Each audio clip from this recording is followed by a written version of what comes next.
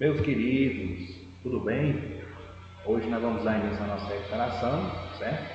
Um videozinho simples do nosso conteúdo. Lembrando que nós temos 3 capítulos para essa sua recuperação, para que você possa ter êxito e sucesso nesse momento, tá bom? Eu vou botar aqui o quadro para a gente começar, tá certo? Então, vamos lá, vem comigo.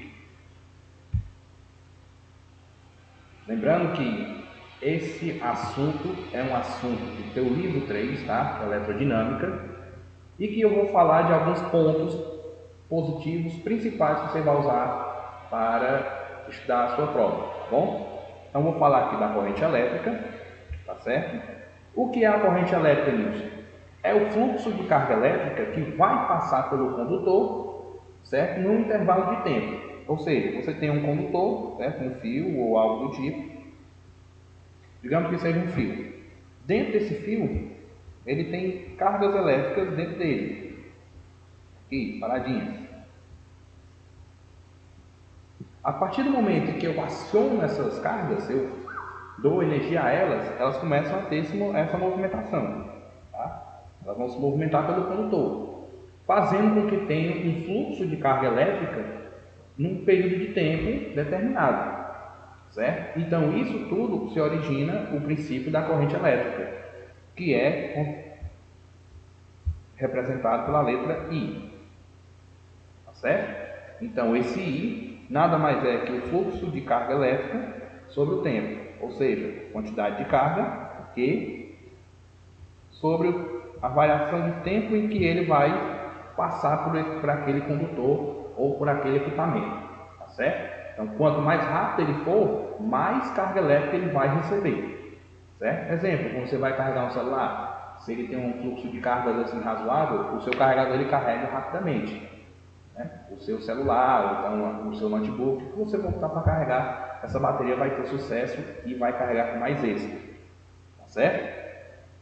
E lembrar também que os detalhes das unidades você tem que ver a questão da carga elétrica, né, que eu meço em coulomb, tá certo? E o tempo em segundos, viu? Então é coulomb por segundo. Então as unidades do sistema internacional. Que eu vou chamar essa intensidade de acordo com uma pessoa que trabalhou dentro dessa descoberta, e é simplesmente, eu chamo de ampere. Então essa é a unidade da corrente elétrica de fato, certo? Ampere, representada pela letra A maiúscula, ok? Agora, passando então adiante, a corrente elétrica ela necessita de algo de uma grandeza essencial que vai trabalhar todo o procedimento de eletrodinâmica, que é o chamado potencial elétrico, certo? Potencial elétrico, que eu represento com a letra U, certo? Para quem não lembra, o potencial ele é simplesmente a voltagem, então eu meço ele em volts, representado pela letra V. Certo? Você vê na sua tomada datada a 220 volts, aqui no nosso estado. Mais à frente, há locais com 120, com 110, certo? Ou seja, o potencial é aquilo que ele disponibiliza para o aparelho. Isso não quer dizer que ele vai receber 220 por completo, certo? Tem os seus adaptadores que recebem aquilo suficiente, tá bom?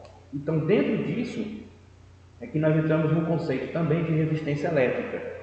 Ou eu também posso falar da chamada primeira lei de Ohm, certo? Primeira lei de Ohm. A pronúncia Ohm, a escrita O-H-M, tá certo? A sua primeira lei, que é a lei da resistência elétrica, de um modo geral, ela fala que o seguinte, que o potencial U, certo? Ela tem um valor da sua resistência, R, que é a resistência elétrica, de fato, multiplicado pela corrente elétrica. Ok? Deixa eu circular isso aqui, que já foi. Colocando aqui também. E a resistência elétrica, Nilson, ela é medida como? Ela é medida, certo? Pelas chamadas ligações ômicas. Né?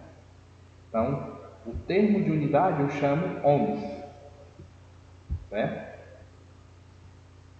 Que é representado pela letra ômega, uma letra grega chamada ômega, tá certo? Essa é a sua definição de resistência elétrica. Aí, todo equipamento, quando ele recebe aquela determinada carga, passa a corrente por ele tem uma capacidade de trabalhar dentro do seu fluxo eletrônico, né, elétrico.